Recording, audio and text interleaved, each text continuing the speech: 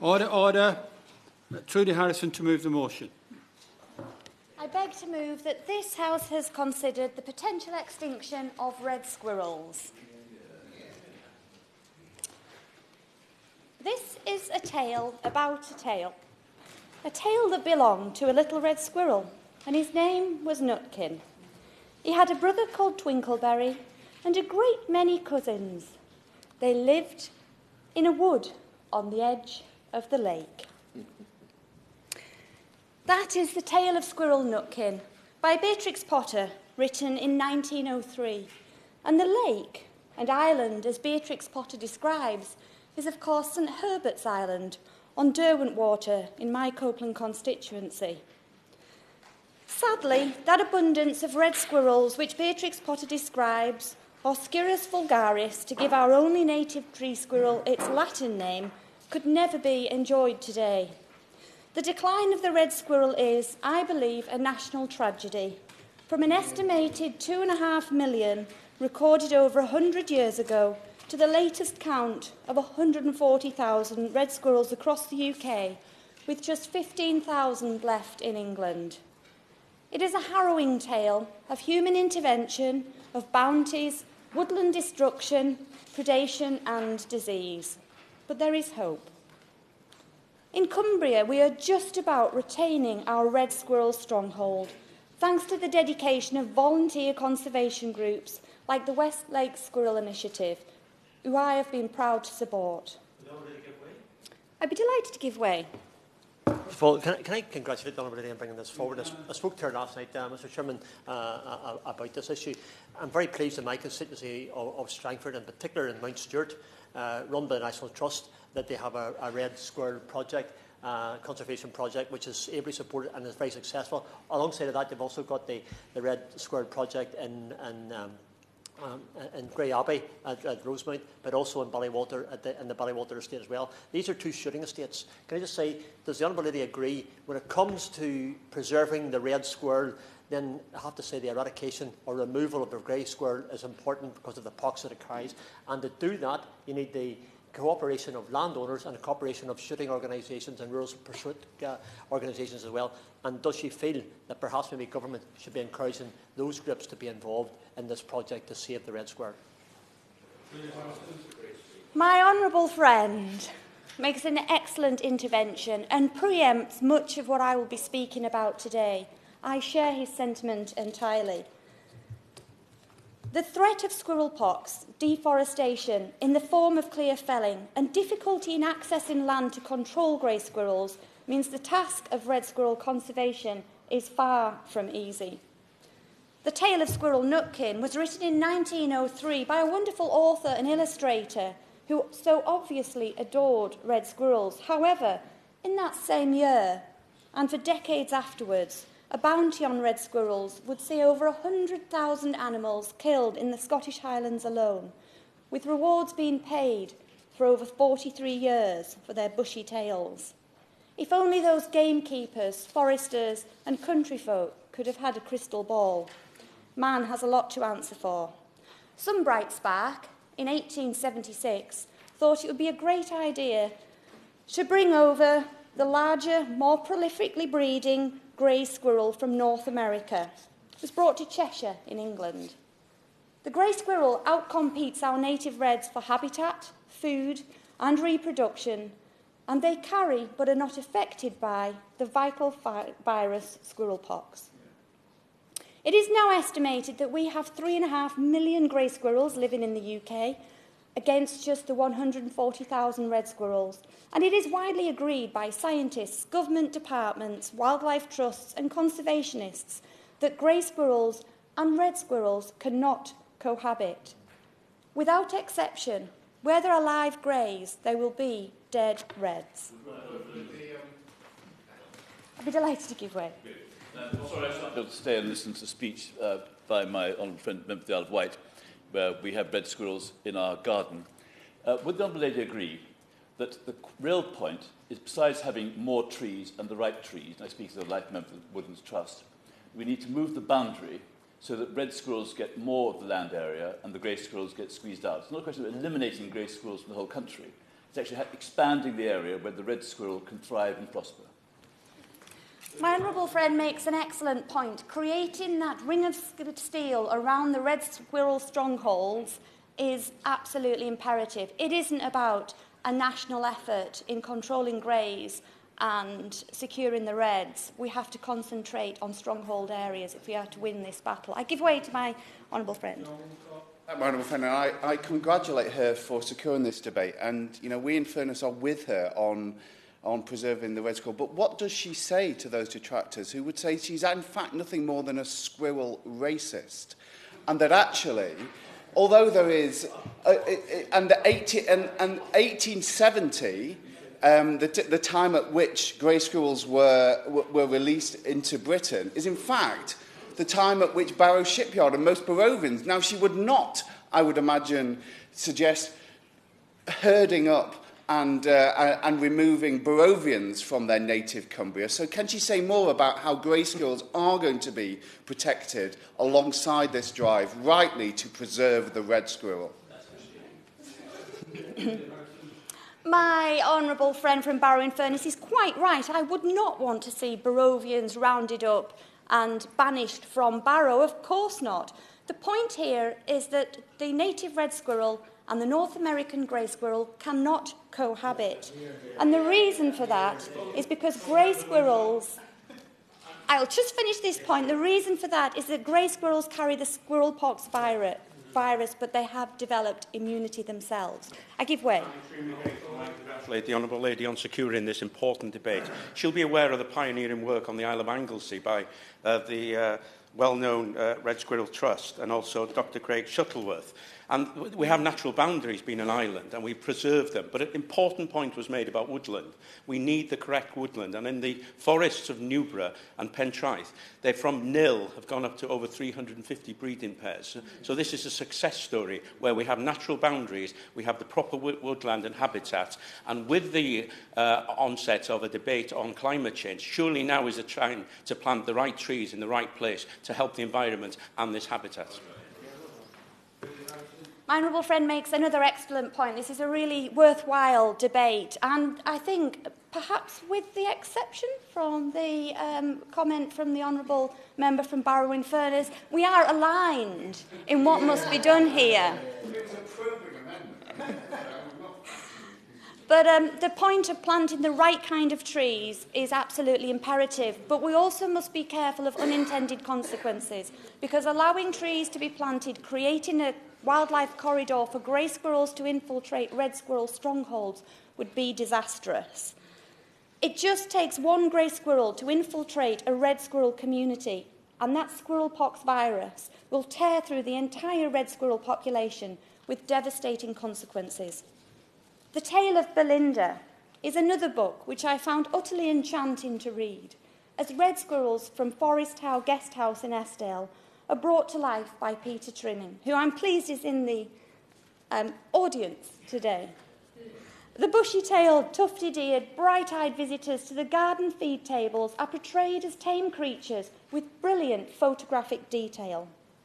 But page after page, the book goes on to break the news of red squirrel suffering and one by one fatalities until the last red squirrel, affectionately known as Belinda, sadly died. The first signs of squirrel pox are a lethargic, uncoordinated animal, which will develop open lesions on their eyes, mouth, ears and paws. The little tufty ears will wither, leaving the blind, helpless animal to die a painful, slow death of hypothermia, starvation and inevitably predation. Squirrel pox does not discriminate between an old red or a lactating mother, and an infected male with young in the dray would leave her kittens to likely also perish by hypothermia, starvation or predation. It is highly unlikely that a red squirrel would recover from squirrel pox. In over 90% of cases, they die. Some say that only 5% actually survive. Indeed, some say that it is unheard of for a red squirrel to ever recover from squirrel pox. With the current rate of decline, if we are agreed that our children and grandchildren should, like us, be inspired by Beatrix Potter's books and see for themselves our most iconic native British wildlife in the wild, then we must act quickly. It has been said that the fight for red squirrel survival would be futile, but thankfully in life, there are those people who say that things can't be done, and there are people who refuse to accept defeat. There are people who give up hours, days, weeks and years of their own time and spend their own money because they are determined to be part of the greatest revival. People like Peter Armstrong and Steve Tyson, who work throughout the year in my Copeland constituency in the name of red squirrel conservation with a committed team of supporters.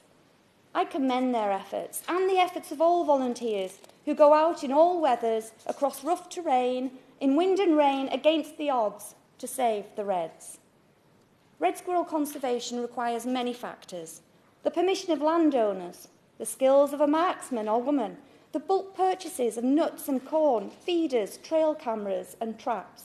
It's a costly hobby. It requires the risk assessment and quality control, promotion and fundraising, bid writing, account keeping and driving for miles and miles. It requires monitoring and collaboration, countless setbacks and relentless commitment. The revival of the reds is possible, perhaps not right across this great nation, but in areas of the north of England, of Devon, of Anglesey, Scotland, the glens of Northern Ireland and on the Isle of Wight, where we can effectively keep areas of our countryside free from grey squirrels and therefore avoid the unhelpful competition for habitat and food and the awful, painful, deadly squirrel pox virus. And it is that which I ask for today, that the Minister considers the asks of these volunteers and conservation groups ahead of the strategy being developed for red squirrels in England. What has really struck me in researching for this debate is the extent of consensus and collaboration. Nobody, no organisation nor wildlife trust that I have spoke with disagrees with the fact that where there are live grey squirrels, there will be dead red squirrels. The North American grey squirrels will always outcompete our native reds, and there is currently no vaccination nor cure for the deadly virus that will be spread throughout a red squirrel community. There are some solutions in the pipeline. From the release of the predatory pine martins to infertility potions being administered to grey squirrels in Nutella chocolate and hazelnut spread. There is some pile of research being invested in the name of red squirrel conservation, but those solutions will all take time to develop and may not be deemed viable in all areas. It is extra tricky in the few areas of the UK which currently enjoy a red squirrel population. And whilst the Pine Marten Release Project may work well in areas void of red squirrels, and it may be a fact that the pine marten would struggle to capture the lighter, more nimble red squirrel, the same could not be said for a dray of young red kittens, who would surely make a tasty, easy meal for such a voracious carnivore. Pine martens may have their place in the Great Grey Challenge, but introducing a predator when the population is already on the edge of survival doesn't seem like the best idea to me. There have been reported sightings of pine martens carrying dead red squirrels to confirm this concern. It is also important to note that the red squirrel is one of many mammals and birds which are threatened in our countryside. And the pine marten, a member of the weasel family, became extinct in England over 150 years ago because we humans decided they were eating too many bird eggs and small mammals. But it is thriving in North America, where the main source of food is the North American grey squirrel. The concept of a contraception or infertility potion is being developed by Animal Plant Health Agency. It requires a method of administration that is targeted to grey squirrels only, because the compound is not specific to squirrels and would, if ingested, cause other mammals to become infertile. The research for a contraceptive compound is currently in the second year of its 5-year project, and hopes are high that it will, in the future, provide another tool for the humane management of grey squirrels and perhaps other mammals. But until then, the compound is not being used. The last thing we would want is a red squirrel becoming infertile, or indeed any other wildlife that happened upon a tasty dollop of chocolate and hazelnut spread. There is also much research underway into a squirrelpox vaccine by the Wildlife Act Trust, which has been heralded as a possible saviour of the red squirrel. But that too is some way from being the finished article. From what I have seen in our own Cumbrian countryside, the simple clean-shot cull is by far the most effective and humane method of grey squirrel control and therefore red squirrel conservation.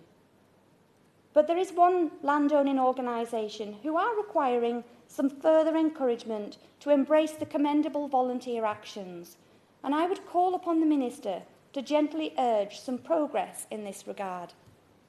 Forestry Commission England do not allow volunteer groups to shoot grey squirrels on their land, even though they are trained and fully insured. In contrast, deer control is undertaken in these same publicly owned forests using high-powered rifles.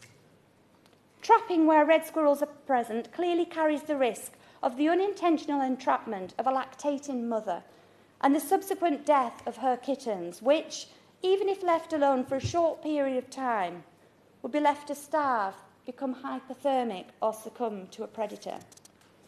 Grey squirrel reinvasion is a major threat, even to successful eradication projects like those in Anglesey and West Cumbria.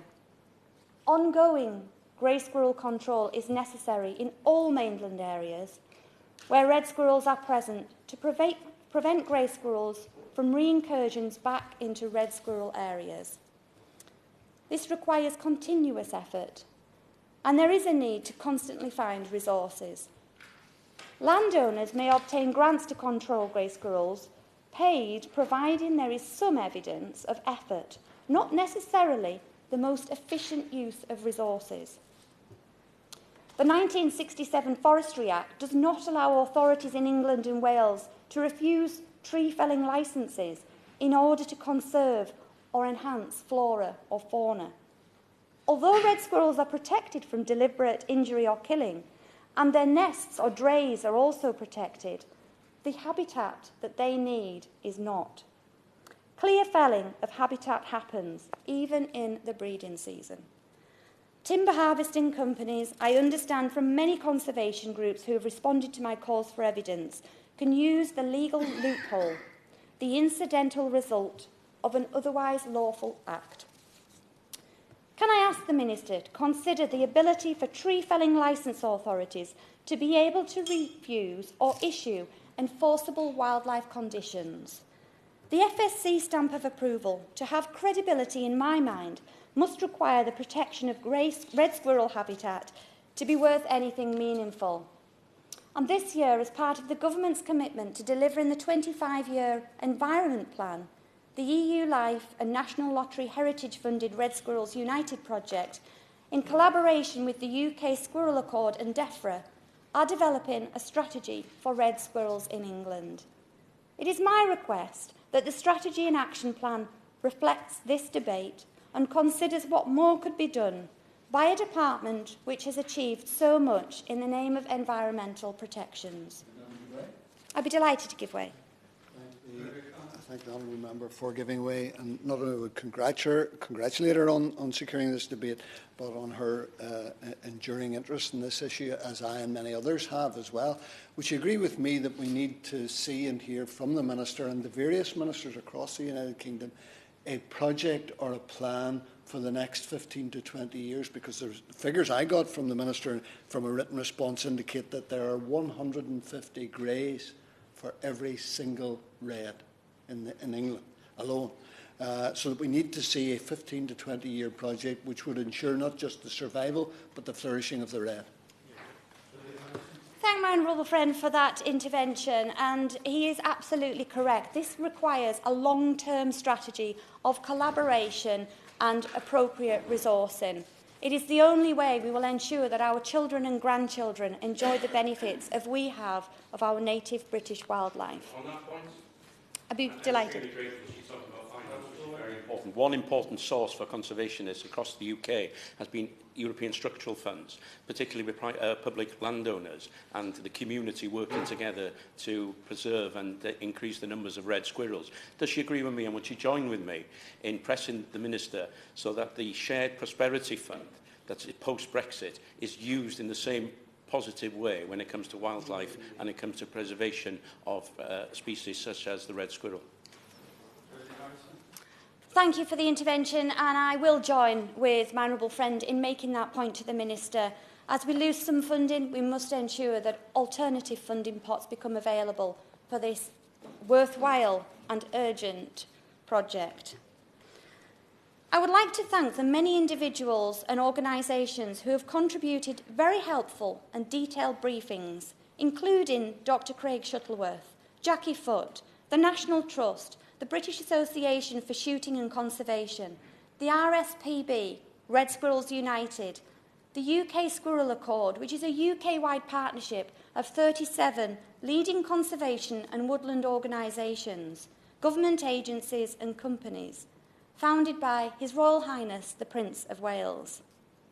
The key asks from all of these organisations focuses on ensuring long-term sustainable funding, the amending of the 1967 Forestry Act to ensure key vulnerable flora and fauna is protected in the licensing process, to ensure the Act contains a requirement to consider the landscape level impacts of continuous tree felling licences, and most importantly, to effectively enforce the Invasive Non-Native Species Order 2019.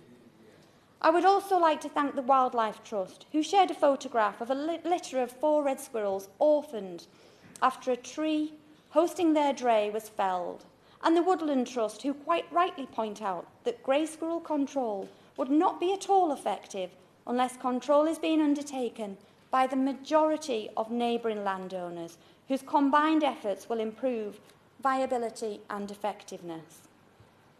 I would like to commend, celebrate and thank the thousands of people who work all year round to protect our wildlife in the fight against decline.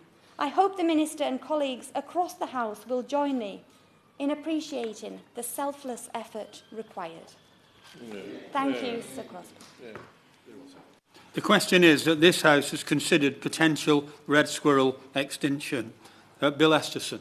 Well, thank you very much, Sir David. It is a pleasure to be here for this debate and to serve under your chairmanship, and I congratulate the honourable member for Copeland on securing the debate.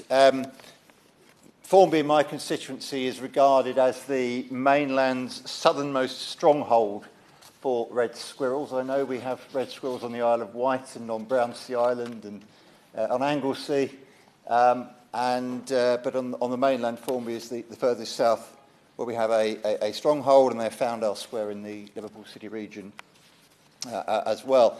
And my wife and I enjoy walking our dog in the pine woods by Formby Beach, where we find red squirrels, where the National Trust has done superb work over many years in ensuring that the woods and the dunes and the habitat there are maintained, and that the red squirrel population is looked after.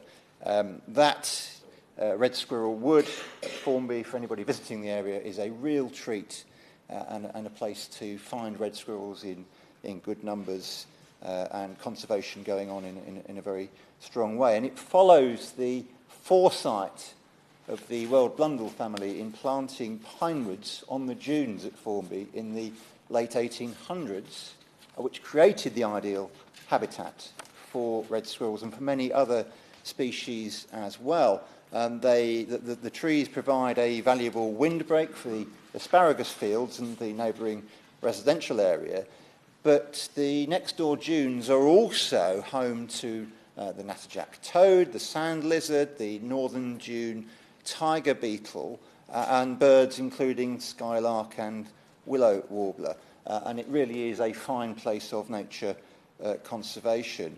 And in Formby and in other parts of in other neighbouring villages and some of the smaller towns too, The red squirrels really have a place of affection amongst the public.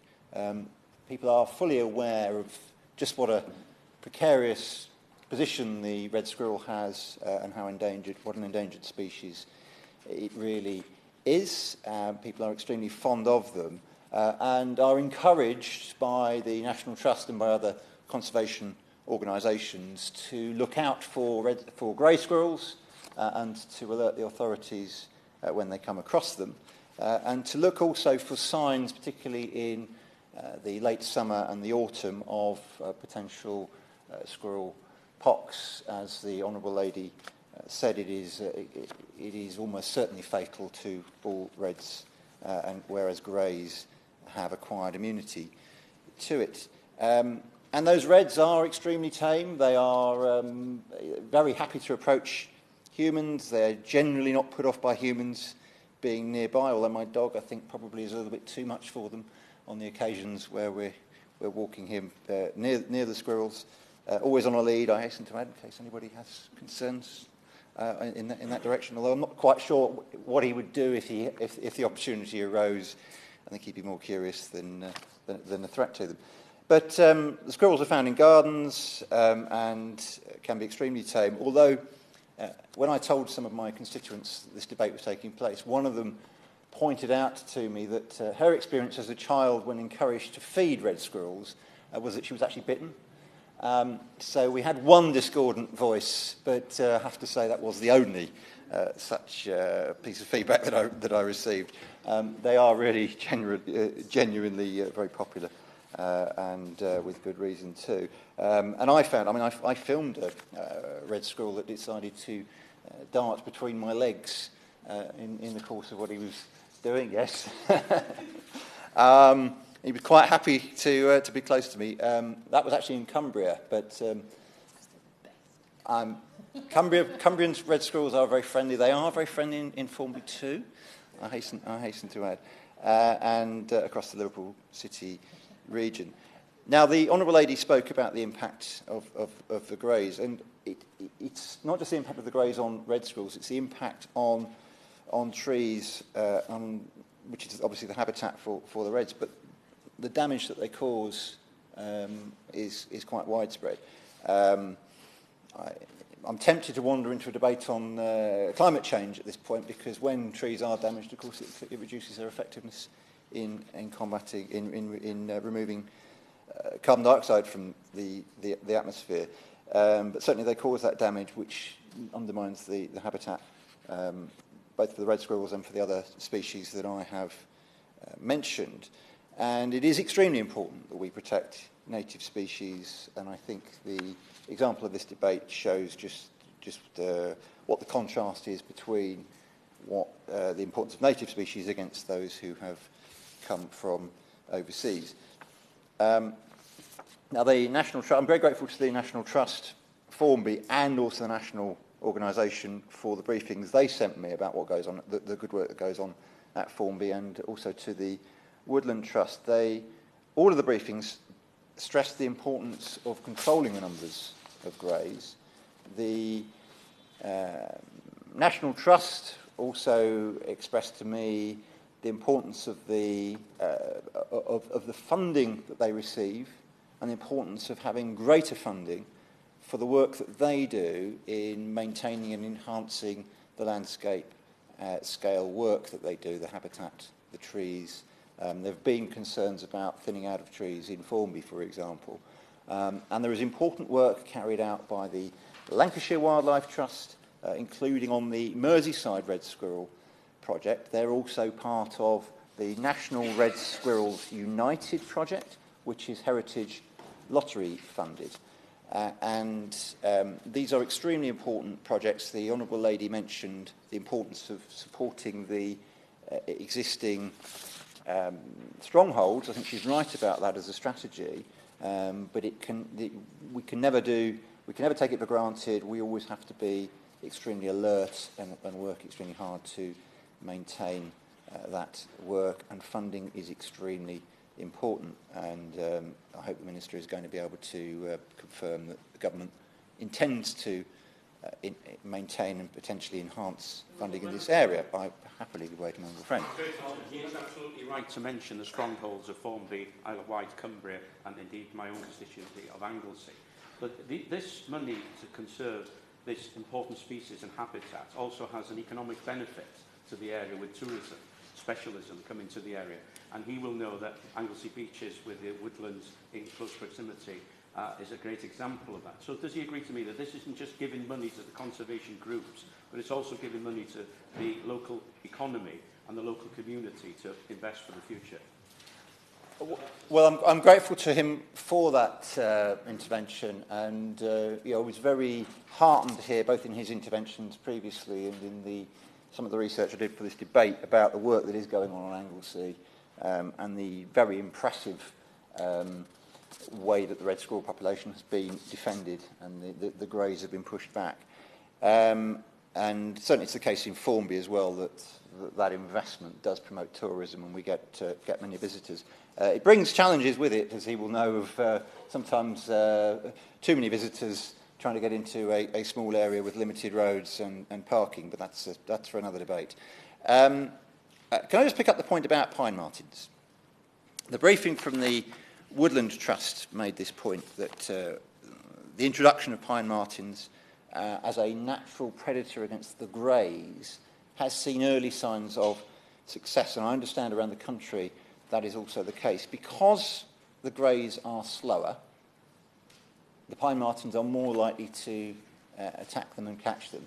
The reds, being faster and nimble and smaller, are more likely to escape. So it is an effective use of natural predation to control the greys and to protect the reds. And I'd be interested in the Minister's analysis of the evidence on that point, because it was something that the Honourable Lady did mention in her opening remarks. I think we could do with some clarification about what is an effective. Let's look at the evidence and let's look at what works here.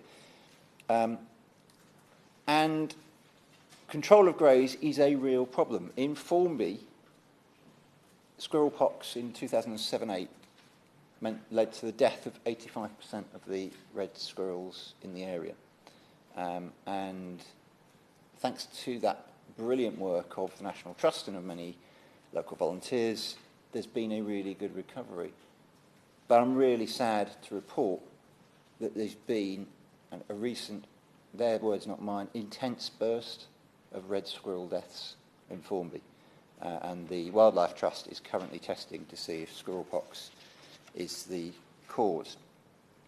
Now, the final thing I want to turn to is the Environment Bill. Protections of habitat are crucial, as we've been discussing.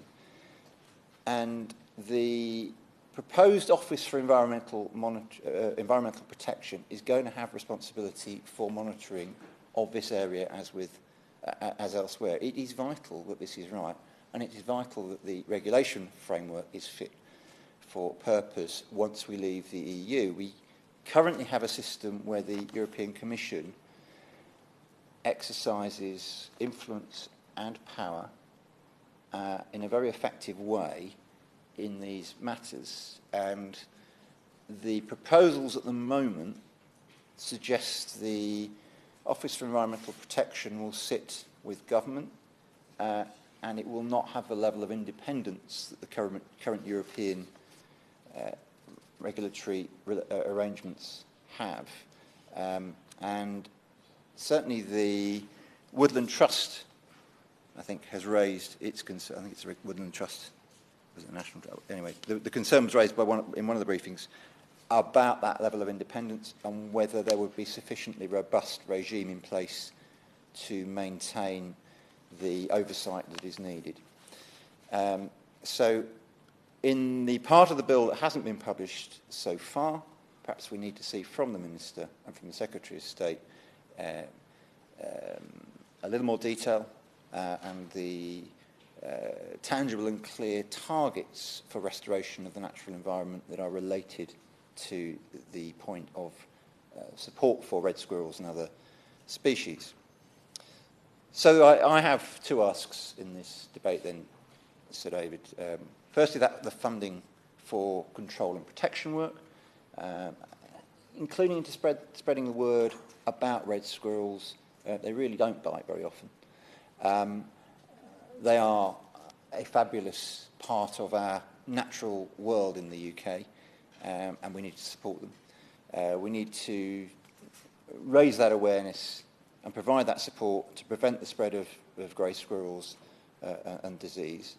And we also need a robust framework in the Environment Bill, as my second ask, alongside the first one. There are 17 strongholds for an iconic British animal. The red squirrel deserves our full support, but the red squirrel needs action, not words. Marie Trevelyan. Thank you, Sir David, and I'd like to congratulate my humble friend, the MP for Copeland, for securing this important debate and to declare an interest, which is that my family own and manage woodland in Northumberland, and we are passionate red squirrel protectors, so I come with a natural bias, which I'm very proud to hold. So, David, the reason why the native British squirrel, which happens to have red fur, is under threat of extinction is because men, and I am afraid that I have yet to find any evidence of female culpability, of wealth with an interest in zoological matters in the late Victorian era, when travel and discovery of previously unknown wildlife became fashionable, decided that bringing grey, non-native squirrels back from the United States would improve their standing, feed their curiosity, and even to help advance scientific understanding, perhaps. And, Mr. Chairman, every mother dreads that moment over tea when her child declares that they need to bring into school some strange object or a picture which clearly requires parental assistance and time, just as you're trying to put your kids to bed. And so it was that when I was told by my then 6-year-old that a project on the red squirrel was the following day's activity and we needed to take in project information and pictures, my heart sank somewhat. And I wondered how on earth I could assist this very enthusiastic young boy in providing something that perhaps hadn't just come off the internet. We were in the stage of development where the internet was not the solution to all questions, and that perhaps books still had some opportunity for elucidating new material. So we disappeared into an old musty corner of the house where my father-in-law's grandfather's books had never been opened in my time in the house, to discover a series of interesting zoological subjects. So I pulled one off the shelf and flicked through looking for red squirrel. Couldn't find it. Very confusing. Looked through again and saw squirrel, only to realise, probably for the first time, that in 1923, when this book was published, the conversation was still about the squirrel. The red squirrel was a given, because that was the colour of our squirrel. So we flicked through and we had a look, and there was this wonderful line where this gentleman had brought some grey squirrels to London, and they'd been placed at the Zoological Society, so London Zoo as it is now, and everyone was fascinated to see this big grey squirrel, but it was described as a curiosity, and that they had bred so successfully that they'd let them out into Regent's Park. And it was fascinating to watch a 6-year-old go, well, how did that happen? Weren't they a scientific curiosity? And how, to take back to school, my point really, the comment which no child perhaps understands, which is that something entirely exciting and positive can have incredibly long-term repercussions.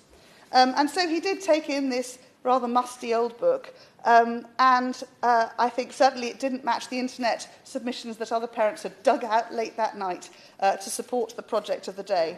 But what it did was bring a school trip to follow, which was to Wallington Hall, which is in my constituency, a National Trust property, a wonderful place with 13,000 acres of farm and woodland, and now has a vibrant community of red squirrels, thanks to the conservation efforts after near extinction in 2011.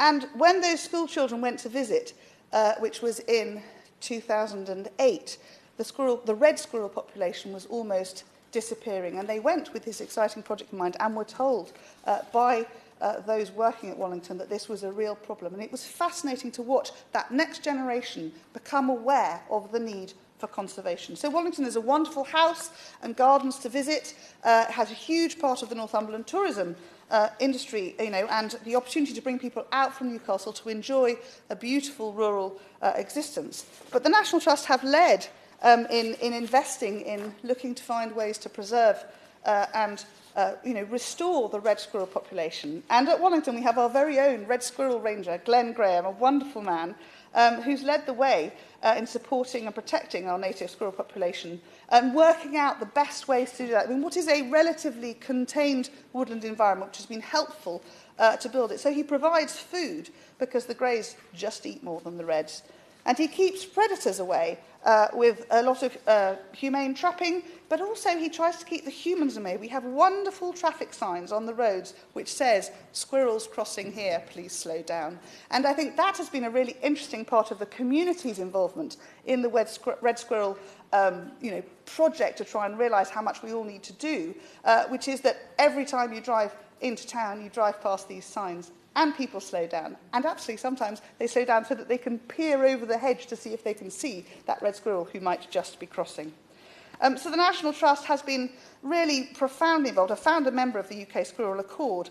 But across Northumberland, as well as the UK, landowners and farmers themselves are committing time and resource to trapping the grey squirrels. The only way is to rebalance those numbers, and the greys will just take over the woodland space if they can. There are three real threats. Clearly disease, and we've discussed it already, the squirrel pox, for which the grey is a carrier, but for which the red is almost always fatally affected by it. So, that is a technical problem which we need to continue to work on to try and find a vaccine against it, so that the red has a chance to compete, at least on that level, in a fair, balanced way. But the competition for food is clearly a huge challenge, simply because the grey eats more in a day, has more impact on trees, and the reds just can't keep up. So that fundamental part of that is the question of the amount of woodland habitat that we need. The grey poses a greater threat to our woodlands as they strip bark from the broadleaf trees for food and for nest building, for building those drays, and this can leave the tree vulnerable to disease, creating weaker, disfigured trees, and this can reduce the level of seed production through crown loss and then depress timber values. So there is an all-round negative impact on that woodland development, that long-term investment in woodland that we need. So we need to be planting more broadleaf woodland to create greater areas of potential home for our native red squirrel. So I will, if I may, Sir David, take this opportunity to raise again with the Minister the logistics challenges put before any landowner wanting to plant new woodland. Our manifesto commitment to 11 million new trees through this Parliament is proving far from likely to be achieved, and the Forestry Commission and Natural England seem intent on thwarting progress with endless internal battles, which leave the private investor at a loss as to how to make any progress. And the Minister will recall the interventions for which we continue to be grateful that she had to make to help the Doddington Forest project to get underway. She will be pleased to know that it is now planted, despite years of effort to slow its progress. Local children helped plant it. The Northumbrian red squirrel population is now waiting for those trees to grow into a new home for them and their families in the decades ahead. But in the meantime, because trees do grow very slowly, I call on government to continue and increase their support for and investment in those grey squirrel reduction programmes and projects to leave space for our squirrel nutkins. Thank you. Thank you very much indeed. I congratulate my honourable friend for Copeland for securing this important debate. And Sir David, it's always a pleasure to serve under your chairmanship, and thank you for interpreting the rules generously enough to enable me to talk. I shall be very brief, but as I do have a sizable red squirrel population, it would, I think, benefit the debate to have an opinion from the Isle of Wight. As we've heard, red squirrels are the only squirrel native to the British Isles. They're disappearing from the mainland at an alarming rate, and they have been replaced by the American grey squirrel. Looking at a map of England, what is truly upsetting to people who love reds, as I do, is that there are only two areas of red squirrel hotspots, so to speak, south of the Mersey. One is in Anglesey, where the honourable member just spoke, and the other one is on the Isle of Wight. And out of 140,000 red squirrel population in the United Kingdom, between 3,000 and 3,500 at its height, red squirrels are on the island. We know that thanks to excellent work done by the White Squirrel Project and the Isle of Wight Red Squirrel Trust. And like my honourable friend Berwick on Tweed, we also produced some fantastic T-shirts and hoodies with red squirrels holding up a 30-mile-an-hour speed limit. I have, on a couple of occasions in the last 2 years, seen the bodies of red squirrels on the road, and it always angers me when they wind up dead on the road, because we do not have enough of them. The Isle of Wight is a stronghold for red squirrels because we're an island, and the Solent is a thankful barrier to grey squirrels. There is I was told recently, I'm not quite sure if it's an urban myth, that we once turned back a ferry, not because it had mainlanders on it, which are very welcome to visit, but because there was a grey squirrel on the ferry. So the ferry was held up, we found the grey squirrel got off, probably didn't have a ticket anyway, but we don't want greys on the Isle of Wight. As we know, there's only one of them can spread disease. It only takes one grey to spread disease amongst the population of reds. And indeed, it's illegal to bring a grey squirrel into red territory. Penalty is 2 years or £5,000 fine. They are truly beautiful animals. I was about 5 years ago living in a place even more remote than I am now. And it's a mile and a half down a single-track lane. So driving back in the evening, you see buzzards flying overhead, badgers, the occasional sort of red squirrel running across the road. I drove very slowly.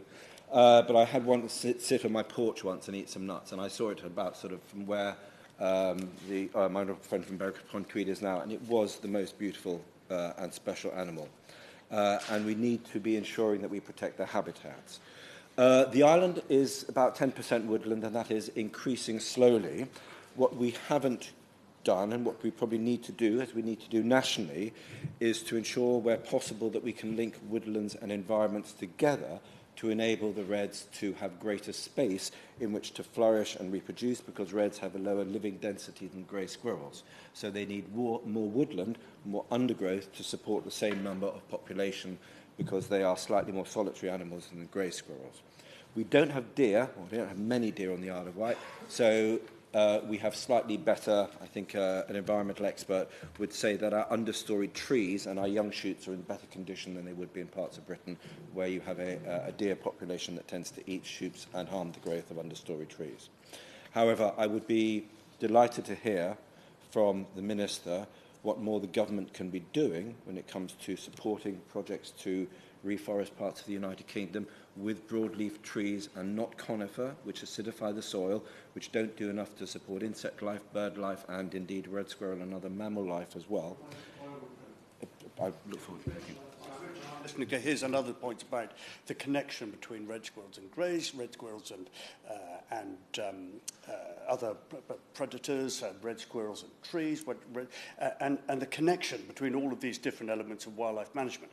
And on the island of Caldy, in my patch, where we have got some red squirrels, in order to get them there, we had to eradicate rats. The eradication of the rats led to a revival in other ground nesting birds.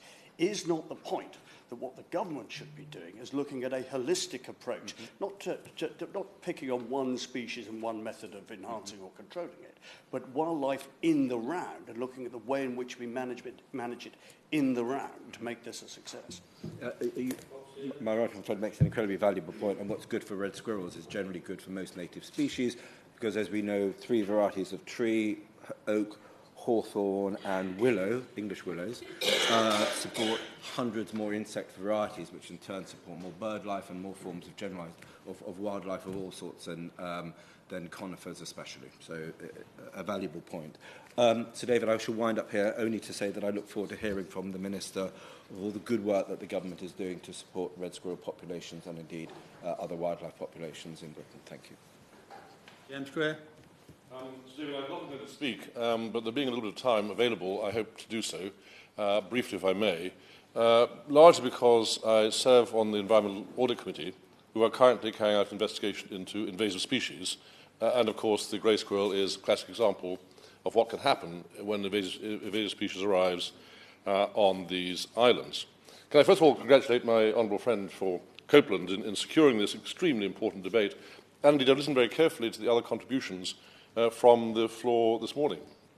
We are all unanimous in thinking that the red squirrel is a wonderful native creature and that we must do what we can to preserve it, and there's no question about that at all. I think there will be not one single person who disagree with it, although I must say all those flattery remarks made about the greys all through the debate, that we're stronger, we're more aggressive, we're bigger, I must admit I rather agree with that, but nonetheless that's on a personal level rather than a squirrel level. Incidentally, very interesting point that no one's mentioned this morning, just in passing. the House would be interested to know that the Germans cannot pronounce the word squirrel. They find it absolutely impossible. The only word in the English language that no German can pronounce is the word squirrel. And indeed, the German word for squirrel we can't pronounce either. Rather curious little fact you ought to know when you go back to Copeland. So David, the invasive species in this country, which we're studying in the EAC at the moment, such exotic things as the floating pennywort, the American crayfish, all sorts of Asian wasps, as well as the grey squirrel itself, of course, have one thing in common. Once they're here, it's almost impossible to get rid of them. And one of the things which we're studying in the EAC is the degree to which we can try and control these things by means of keeping them under control, keeping them into one area, or whether or not extermination is better. At an interesting time last year when I visited the island of South Georgia in Antarctica, where there's been an immensely successful operation to remove the rats from South Georgia. The rats and mice were brought there by the whalers over the centuries, and over the last couple of years, the South Georgia Heritage Trust have invested something of the order of £10 million using an aerial dispersal of rat poison to eradicate the rat population entirely. And we've seen a significant improvement in the Arctic pipit and other native species on the island of South Georgia as a result. They also eradicated 10,000 reindeer at the same time. And again, the reindeer were devastating the habitat which the native South Georgian population had to have. It's been interesting to see that this morning that the description of the Isle of Wight, and I congratulate my honourable friend, and indeed of the island which I didn't know about in Wales, indeed Anglesey, from the honourable gentleman who's no longer here. These are islands, and it's very easy in a sort of way, not easy actually, because you've got to be very careful about it, and biosecurity is enormously important, and the biosecurity going on to South Georgia was simply extraordinary. We had to inspect every aspect of our luggage and our clothes and so on to make sure there was not a single possibility of any kind of invasive species coming on South Georgia, but nonetheless islands can be protected. It's reasonably straightforward, reasonably simple to try and make sure that we do. The mainland of the United Kingdom, of course, is very much more difficult. And a glance at the maps of the red squirrel population over the centuries and the grey squirrel population in the last 150 years demonstrates how they move inexorably forward. I very strongly congratulate some of the initiatives that we've heard about this morning. There's been wonderful work done in Northumberland and elsewhere, where individual organisations have fought manfully and personally to make sure they keep the red squirrel at bay. And they do wonderful work in one or two places. They've actually forced the red squirrel back. But it's pretty much an ad hoc operation. And if they take the eye off the ball for 1 second, that red squirrel will be right back where it was before and further pushing northwards until such time as the title of the debate this morning is we risk the extinction of the red squirrel. Unless we do something about it, that is going to happen. And we should be aware of that in this place, that we've lost so many species over the centuries. There is a very real risk. We are facing a very real risk, if not probability, within the next century or so, of the total and utter final eradication, extermination of the entire red squirrel population in the United Kingdom, leaving aside perhaps pockets here and there. And therefore, I think, in a sense, what we haven't yet discussed, and perhaps the Minister will come on to do this in a moment, is really what the solution to this problem is. Of course, there is the ad hoc solution that we've discussed. There are things we can do with regard to forestry. There are things we can do in individual pockets to make sure we preserve those pockets of red squirrels. But is that actually in the long term going to win? Are we actually going to preserve red squirrels? Are we certain that 500 years from now there will be red squirrel population in the United Kingdom? I doubt very much a single person in this chamber this morning or elsewhere would swear on their lives that that would be the case. I think it's extremely unlikely that would be the case. And therefore I hope that when the Minister comes to address the matter, she will consider perhaps the holistic solution which my honourable friend described. The use of a whole variety of things, not just for the preservation of the little bit we have, but for the progressive extermination of the grey squirrel, that invasive species. It does seem to me that unless we can find a way down the road, and we're talking about very many decades from now, unless we can find a way of sending the grey squirrel back where it came from, in the United States, or we exterminate it from the United Kingdom, I think it's extremely unlikely we'll keep the little blighters under control. And all we have to do is glance at South Georgia, where the rats and mice arrived with whalers, and absolutely ran over the entire island, destroyed the biodiversity of the island. Only by their final eradication can we now preserve the very delicate balance of biodiversity in that island. And I think precisely the same applies here, that these interesting and very worthy projects that we've heard about are great. but we cannot be certain that they will work. And it does seem to me that if we are actually going to be certain that we're going to keep the red squirrel for generations to come, there's only one way that we can be certain of doing that, and that is by finding means for the final eradication of the grey squirrel from these islands.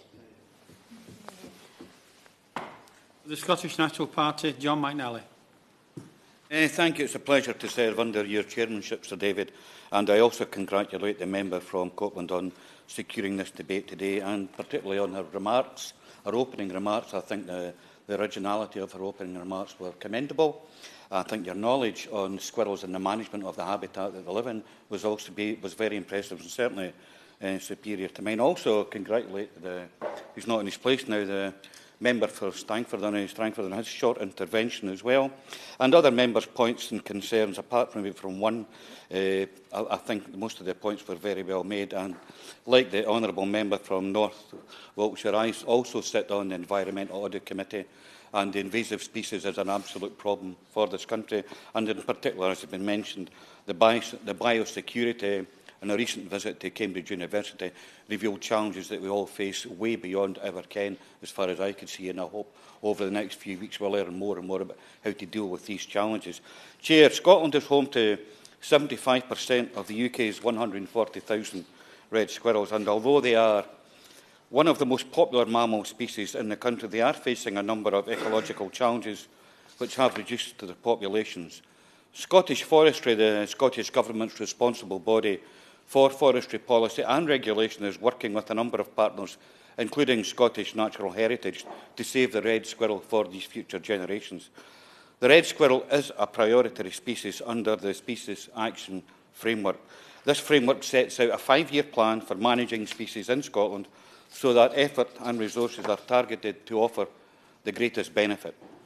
The Scottish Squirrel Group was established in 1996, was established to oversee the conservation efforts and published the Scottish Red Squirrel Action Plan 2006-11 in 2006. And this plan integrates grey squirrel control, survey and monitoring, and measures to combat the threat of squirrel pox.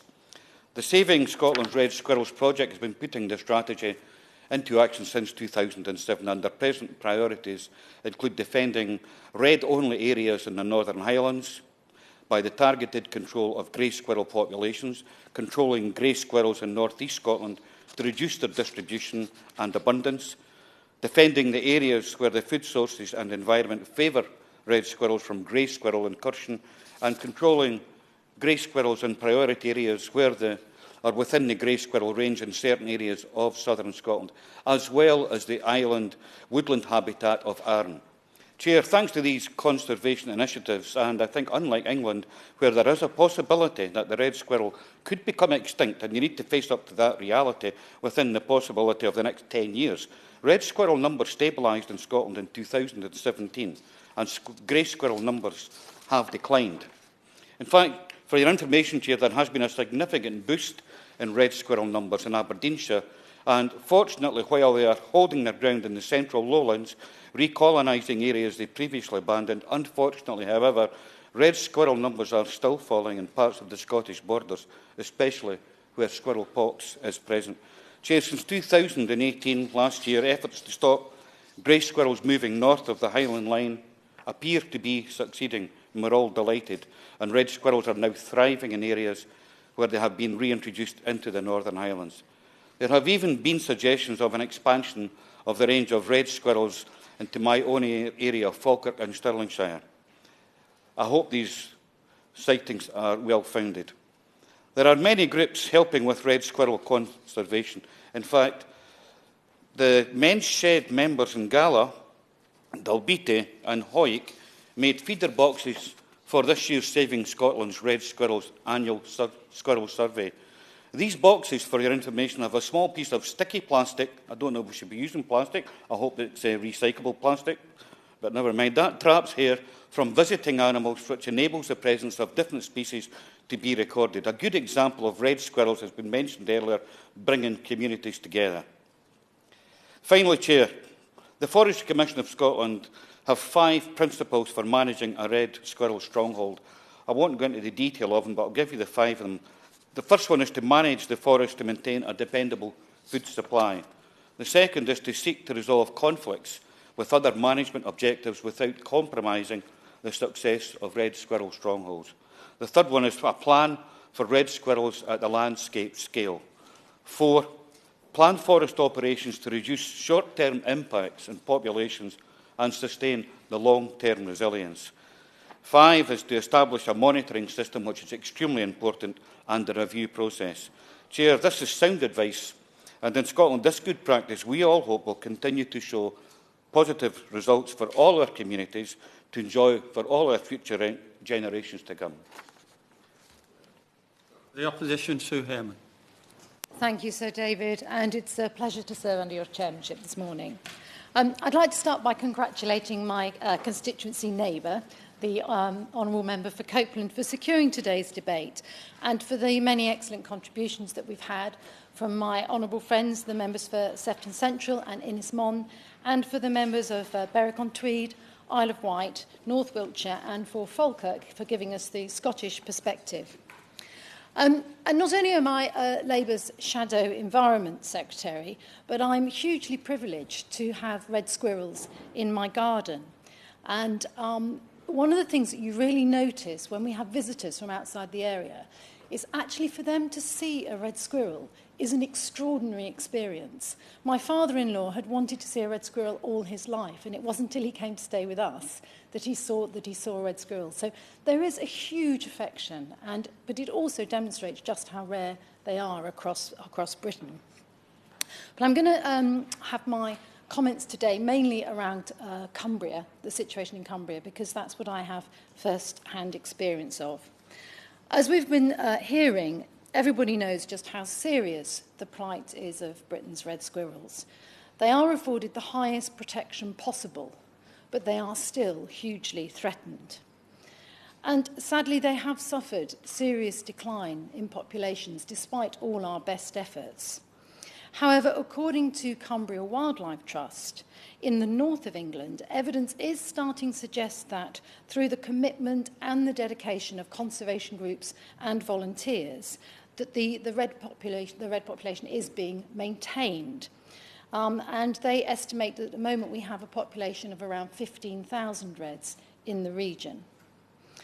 In Cumbria, we have 14 red squirrel volunteer groups dedicated to preserving our red squirrel population.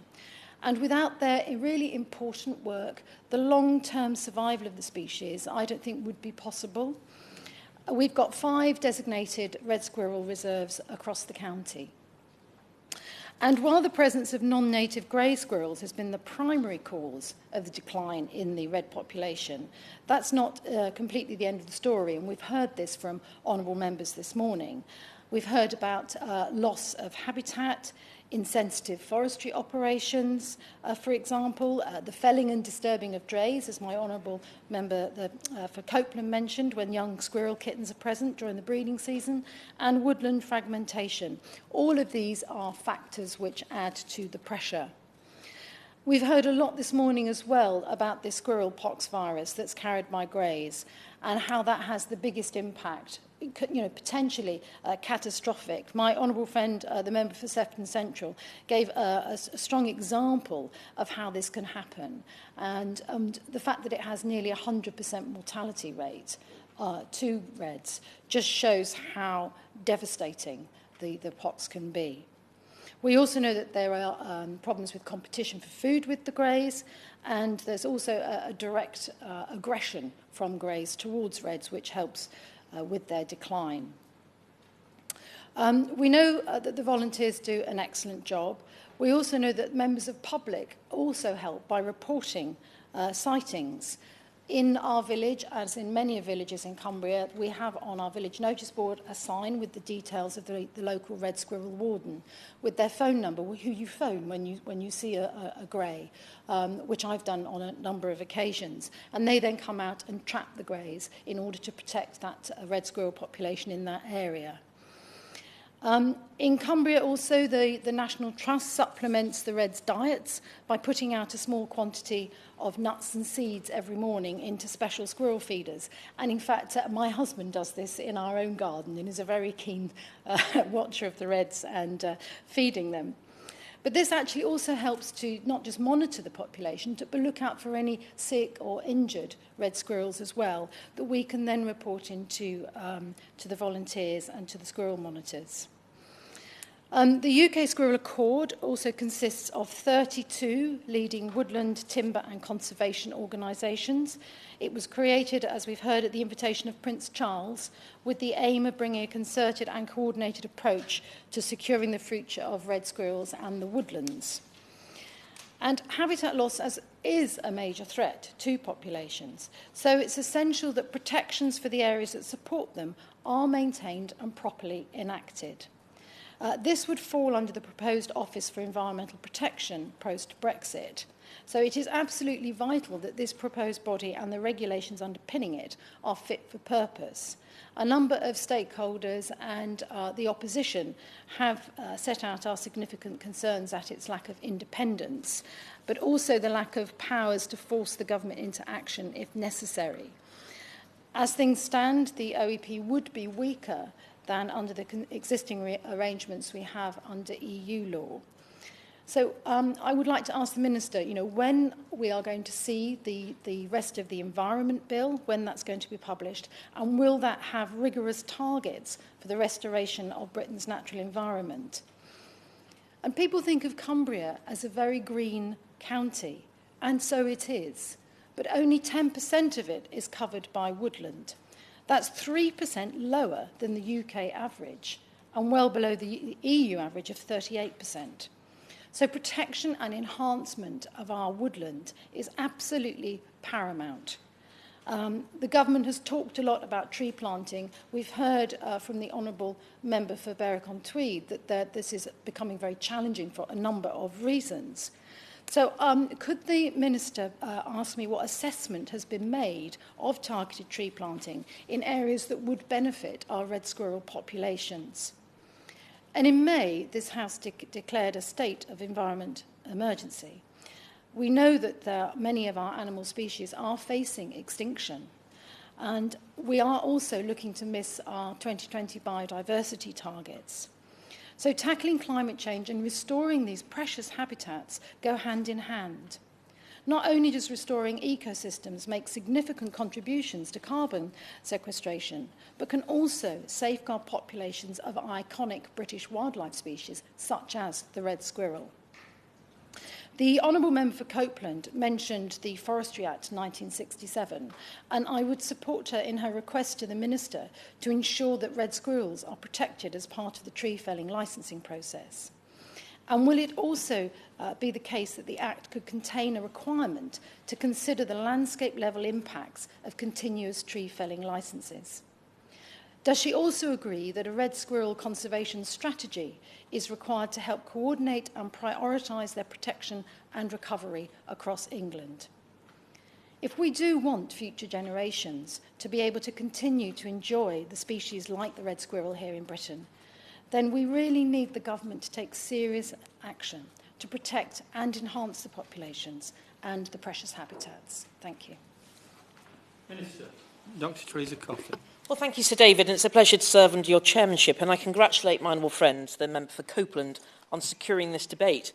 Now, Sir David, I'm slightly concerned that the squirrel is at risk of dying out, and the members who made contributions today, several of them have left the debate as well. So we need to be warriors, Sir David, if we want to protect red squirrels, and that includes staying to listen to all of the debate, which I think has been excellent, and shows the passion that people have for wanting to protect this iconic native species.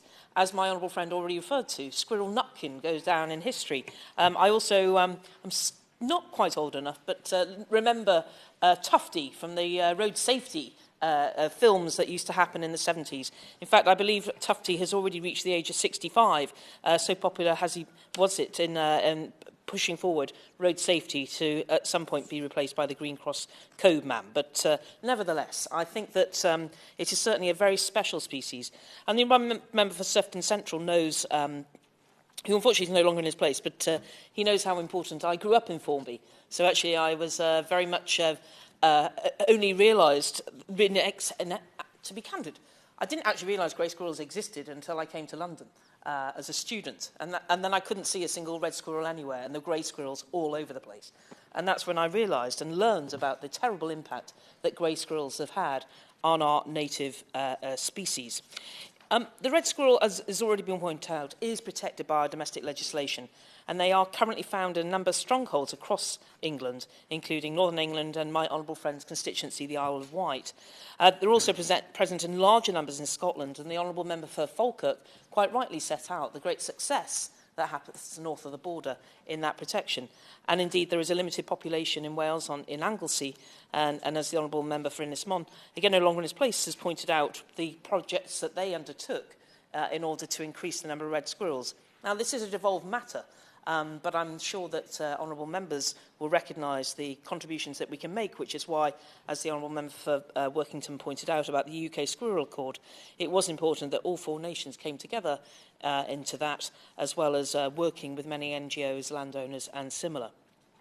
As has been pointed out, the red squirrel is under attack, but not from humans, but from the grey squirrel. This invasive species from North America causes significant impacts also on our native trees, in particular our broadleafs, by stripping bark, eating the bulbs and similar, and on our protected species, particularly including the red squirrel. Now, the government is committed to protecting expanding red squirrel populations and tackling the threats that grey squirrels pose to them, particularly their tendency to spread squirrel pox, which red squirrels are far more susceptible to. Now, preserving biosecurity, including the elimination of non-native species, especially those which jeopardise our native species, is very important to us. And my honourable friend from North Wiltshire has set out, quite rightly, the inquiry that they are undertaking. But I can assure my honourable friend that this government is absolutely committed to doing what it can to eradicate such species.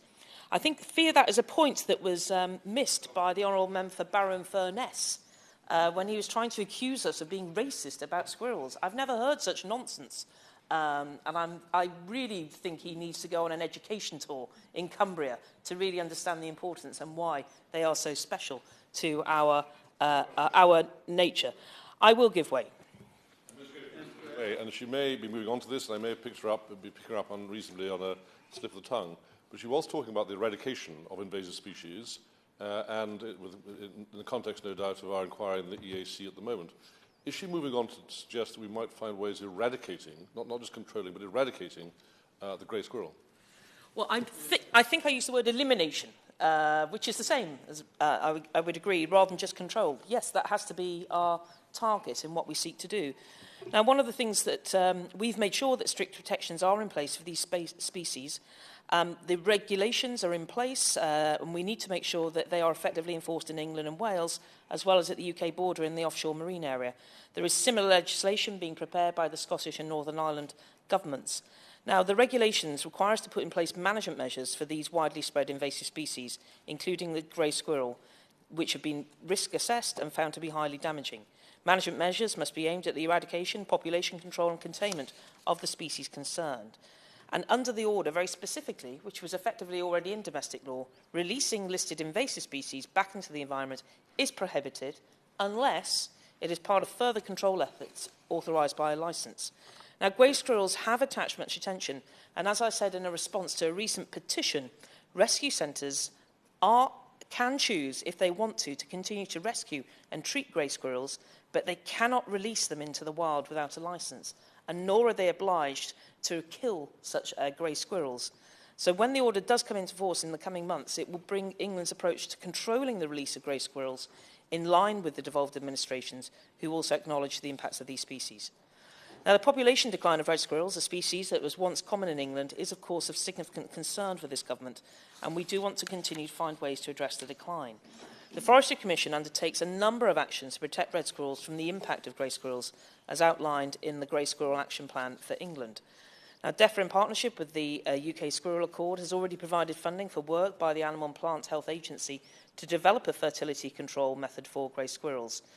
Now, the research, I'm assured by officials, continues to show promise as one potentially effective and humane method to control grey squirrel numbers in the long term. But I'm conscious that, frankly, this has been worked on for several years, and I do not want us to keep relying on this as a future way of the only way of how we can tackle grey squirrel numbers. In terms of the bolstering populations of pine martens, I'm conscious of what my honourable friend has said about the impact on red kits. but the natural predator, the pine marten is a natural predator of grey squirrels, and it's expected that reintroductions in places like the Forest of Dean, up in Northumberland as well, that such reintroductions will have an impact on grey squirrel populations in those areas and reduce the pressures that greys pose. Now, red squirrels seem to co-evolve with pine martens, so they are known to evade pine martens by scurrying to the tips of branches where the larger pine martens cannot reach them. Apparently, the greys do not know this trick, Sir David, and therefore are often predated upon by pine martens in higher numbers as a result. Now, the felling licences to which my honourable friend referred, the felling licence simply authorises the felling of growing trees, and it does not absolve the landowner from having to comply with the legislation that's already in place to protect wildlife, including red squirrels, as set out in the Wildlife and Countryside Act. Now, when the Forestry Commission considers whether to grant a felling licence, they will consider this against the UK forestry standard, which covers the impact on biodiversity, including that of the habitat of red squirrels. The Forestry Commission checks all applications against a large number of records, including red squirrel reserves. And this allows the Forestry Commission to highlight any potential issues and advise the applicant how to avoid the disturbance or damage of protected species.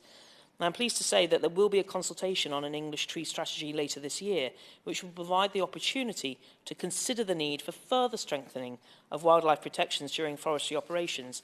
And indeed, in the preparation of the Environment Bill, we are considering extra powers for Forestry Commission in some regard, and there may well still be opportunity to consider some clauses to strengthen that. But what I do believe is that with the environment improvement networks, which are going to be a key, recovery networks, are going to be a key part of fulfilling the 25-year environment plan, one doesn't always need specific legislation targeted at one species. As our honourable friend for Carmarthen West and South Pembrokeshire pointed out, it's important to have a holistic approach. So while we do need to focus on our iconic native species and the elimination of invasive non-native species, that wider approach, I believe, is absolutely right. And as we see a development of local nature improvement plans, we will see that where those species in particular are iconic and important, that particular more focus can be given to the relevant species, rather than trying to have one-size-fits-all plan in that regard. I will give way. For giving way. And on that point of tree felling, one of the best places across Scotland to spot the red squirrel is in Montrimond Forest, just outside Forfar in my constituency of Angus. And a number of years ago, there was a wind farm application in that particular forest, which was received widespread opposition from locals and organisations because they had registered such a significant wildlife habitat within the forest, including red squirrels. So would the Minister join with me in celebrating these local people who put forward a huge amount of their own time to ensure that these sightings were continued to be registered, because we have to ensure that planning applications are in the right spaces so that they don't disrupt the habitat? I entirely agree with my honourable friend on the important point that she makes, and recognising the importance of what's now being called citizen science in making sure that data is available to both local authorities and governments in order to inform policy and decision making in order to make sure that their policies are properly implemented. In terms of, there's been quite a lot of discussion today, Sir David, about trees. And it is important in this wider discussion about biodiversity that habitat degradation is one of the major reasons for why we have this challenge on biodiversity globally. So when it comes to considering the kinds of trees that we have, my honourable friend from the Isle of Wight specifically spoke about broadleaf. We need to plant more and more of that. We need actually to have a balanced biodiversity and a balanced tree strategy in taking this forward. Now, it has to be said that both conifer and broadleaf will work for red squirrels, but as has been pointed out in this debate today, they are thriving mostly in the areas where there are conifers. And largely, there's an element of this that basically greys do less well there. They have so there's less competition in that regard, because it's just not full of the same kind of nutrients as a conifer woodland would have. So I think it's important that we recognise the multi-purpose of trees. As we've discussed many times in this chamber, the right tree in the right place has multiple benefits, whether it's about floods, whether it's about habitat, whether it's about protection, indeed in our urban areas from heat and all sorts of different things, as well as just being generally a force for good. So in regard to the question from the Honourable Member for Workington about Cumbria and only 10% woodland coverage, I would agree with her. Cumbria is absolutely underforested. And I planted also a tree up in up in Cumbria. I'm trying to recall exactly the Lowther estate. I can't remember which constituency that's in. A year last December. One of the largest developments alongside Dudlington Moor on the other side of the country. And I would encourage my honourable friends from Cumbria to really speak to the National Park Authority on what it is they are going to do to try and help the planting of more woodland and more forests in Cumbria, because I really think that can make a difference.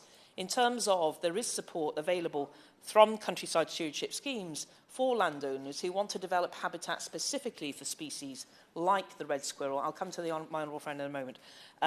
But as we move forward with the design of the Environmental Land Management Scheme, what we'll be seeing once we leave the European Union and develop that scheme is effectively turning the current Common Agricultural Policy on its head, so that we actually are paying for public benefits. And it's these kinds of schemes that I believe will continue to attract more and more attention from landowners, rather than just considering perhaps commercial forestry. I give way to my honourable friend.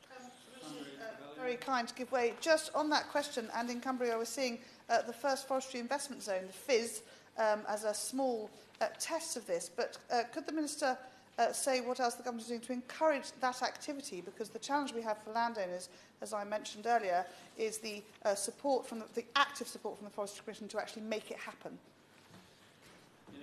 Well, the Forestry Commission is, I have to say, my honourable friend from Macclesfield is now responsible for domestic forestry, so I no longer have day-to-day contact in that regard. And I'm hoping that the tree strategy will be a way to try and take this forward. I would suggest that there were particular issues with some of the planning applications of some of the very biggest forest and woodland applications, where we do have to get the balancing act about the habitations, compliance with the Habitats Directive, rather, and the different assessments that have to be made. And I know how expensive they can be. But I think in terms of trying to make sure that many of our applications coming forward for support, financial support from the government, do need to make sure that they are absolutely compliant with UK forestry standards, but also taking the wider environmental regulations into account. But I agree with my honourable friend that I think there were lessons that could have been learned from some of these major applications, and I hope that they are being for future developments. In terms of other aspects about the Forestry Commission, my honourable friend from Copeland talked about why doesn't the Forestry Commission just allow more shooting? Because actually shooting, culling of grey squirrels is important to try and drive their elimination. Now, one of the things that I've been asked to point out by the Forestry Commission is that they do have a responsibility about public access and the public safety on the public forest estate. They have also... but I'll be open about this. I don't think the Forestry Commission do a very good job about tackling non-native invasive species. We have this problem down in the Forest of Dean with the wild boar. We do have this problem around the country. I would like to see a more proactive approach. We already have that with the Deer Initiative, where we've managed to have a situation where we have people who aren't Forestry Commission employees working to tackle this in partnership. And I would like to see more of that happen on some of these other non-native species as well. In terms of some of the other elements which my honourable friends referred to, of course, many of them paid important tribute to the important role played by volunteers in the protection of our domestic red squirrel populations. As has been pointed out, some of the variety of charities actually up in Cumbria have raised public awareness about the threats to red squirrels, but also doing that direct engagement with local landowners in creating a system, as I say, for citizen science for members of the public to be able to record red and grey squirrel sightings. Now, I understand that there are pockets of absolute improvement that could be done. My honourable friend referred to the Isle of Wight and talking about some of the nature networks and the woodland and habitat links. Absolutely, and I do see this as one of the things that we can take forward, as I say, with the environmental improvement plans, which we will be expecting around the country. In terms of the grey squirrels being a carrier of pox, I've already tried to address some of the things where we're trying to restrict the procreation success, I think is the best way of putting it, of grey squirrels. But we have to be open about this in order to make sure that the red squirrels can survive in 500 years' time, and none of us will be alive, Sir David, in order to give that guarantee to my honourable friend from North Wiltshire. We all know that we have to significantly or actually entirely reduce the threat from grey squirrels and diseases in order to make this really viable. We must also align to make sure any future reintroductions of species are aligned with international guidelines, and these threats do have to be tackled straight on. I've already referred to the fact that landowners can apply for funding today from countryside stewardship schemes if they wish to do further in potentially designating reserves. So that is open to them to do that. And there will continue to be many sorts of different challenges. In terms of as aspects of other questions that came up today about funding, there is funding available. Natural England is still funding a variety of activities in terms of species recovery programmes, so that is very much alive. In terms of other elements about what we can do on the Shared Prosperity Fund, well, I do believe that, and it will be a decision for the Welsh Government to make the choices on what the future funding will be there, but certainly with the Environmental Land Management Scheme, I believe that there's real opportunities for farmers and landowners to consider carefully in the right place where we can continue to put a significant amount of investment for that particular species. So in conclusion, Sir David, the passion about protecting our red squirrels is something which I think touches many of honourable members and right honourable members. It's important that we keep our focus on making sure that our iconic native species, both of fauna and flora, are important in the future. It is a key part of our 25-year environment plan. I am confident that some of the measures in the bill will help that, the forthcoming bill, but I think as importantly is just direct action in terms of the nature improvement and recovery networks which we will be establishing. For the record, I do need to say that members who have made a speech ought to hear the next two speeches, and they really should be present to hear the wind-ups. That doesn't, of course, apply to those members who've just intervened, but I do think I need to make that point. Trudy Harrison to wind up. Thank you very much, Sir David. It has been a pleasure to serve under you today, and I would like to start by thanking the Minister for what I think was actually a very robust response. I was pleased that she agreed with me that the Forestry Commission could do more. And to answer to the point of public safety, of course that is of paramount consideration. But when the shooting of wood pigeon and pheasants and deer is already happening, I do fail to see the argument that the same kind of control for red squirrel under licence could not actually be considered. I would also like to thank the many members that have spoken and intervened in this debate, because I think we have a real consensus. The member for Sefton Central also referenced the importance of tourism. And in the Lake District National Park, where my constituency is, we have 18 million visitors. So many of those come to see and appreciate our wildlife, which is perilously in danger of extinction. When I think of the hedgehogs of Mrs. Tiggywinkle, thank you. Tiggywinkle, and also the project that I'm involved with Keswick Hatchery, in ensuring that we still have salmon and sea trout in the rivers of Cumbria as well. To learn that in Formby, Stronghold has lost 85% of its red squirrels was an awful fact. I'm pleased that they are making some recovery, albeit there is a recent outbreak of squirrel pox. And the story from the member from Berwick-upon-Tweed, she actually told me this in the tea room, and I thought it was an enchanting story. To think that some time ago, books about red squirrels just referred to them as squirrels, because that is all we had on our British Isles. I thank the member for the Isle of Wight for looking after and promoting his stronghold. And actually, I thought it was the best tourism advert. I'm really looking forward to a trip to the Isle of Wight. And from North Wiltshire and Falkirk and Workington. How lucky is the member from Workington to have red squirrels adorning her feed tables in her own garden, and I commend her husband for looking after our wonderful native reds. The member from Carmarthen West and South Pembrokeshire referenced the importance of a holistic ecosystem approach, And when I talk about the salmon and sea trout, we worry about the pearl mussel in our area. But of course, the pearl mussel needs to lay its eggs in the gills of a salmonoid. So without the salmon and the sea trout, the pearl mussel would also suffer. I'm pleased to hear from the Minister that the consultation for further strengthening the forestry protection will indeed be happening, and I encourage all of those members across this House to encourage their conservation groups to get involved with that consultation. Thank you, Sir David, for paying such attention to what is an urgent issue and for allowing me to have this debate. So this House has considered potential red squirrel extinction. As many of that opinion say aye, of the contrary no, I think the ayes have it, the ayes have it. Order, order.